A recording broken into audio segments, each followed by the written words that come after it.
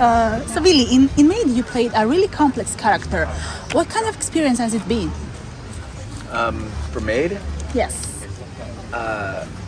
it was beautiful in so many ways. Great cast, beautiful just production in general. When it was all said and done, I was very proud of the project. It took a while for me to sort of understand what I was playing because it wasn't all written out there for me in the beginning. So I saw the beginnings of the character and what he may or may not become, and I kind of made it up as I went along, and was just kind of fed information about his backstory, and we kind of made up some of it as we went along too, to sort of fit the tone of the story. This show has become really popular because it's focused on really relatable and topical themes.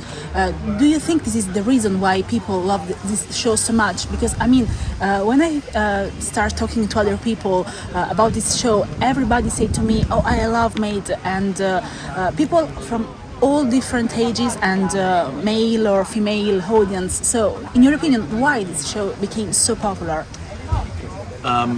I have no real answer to that, but I have some guesses. The character that Margaret Qualley plays, and by the way, I can't imagine anybody doing a better performance than she did. It was just exquisite in every way, and so I think that they identify with that character on some levels, and probably with some of the other characters as well. Mother's character obviously has some difficulties, and everybody in the entire story is broken and flawed, and I think people see that in themselves. We will see you in Fire Country. I would like to know what kind of project this is. We haven't even started yet, but we did the pilot a couple months ago, and just been picked up by CBS. I'm not even sure for how many episodes yet, but we're very proud of that project as well. That sort of came to me out of nowhere, and I looked at it and read it and said, "Oh, I know this. I can play this guy." And we're about to get started in July, I think.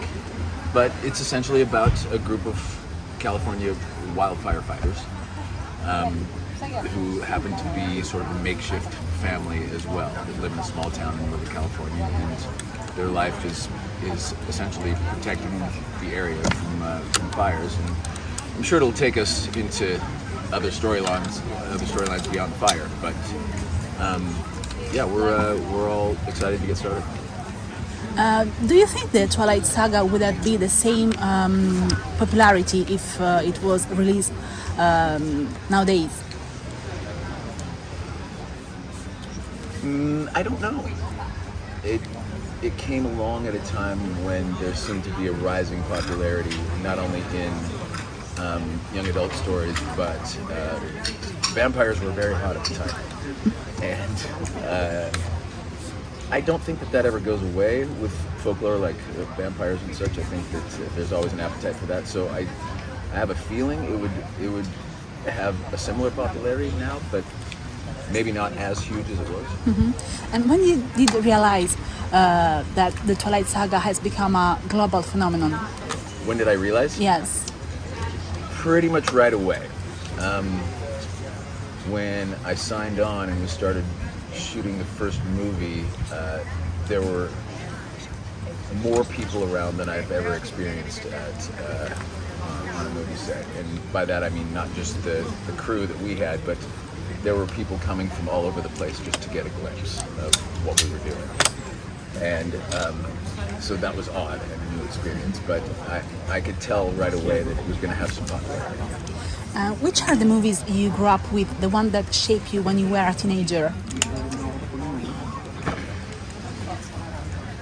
I always credit one movie for some reason that when I saw as a kid it made me want to go into the movie business, and that was Smokey and the Bandit. I saw Burt Reynolds and that crew.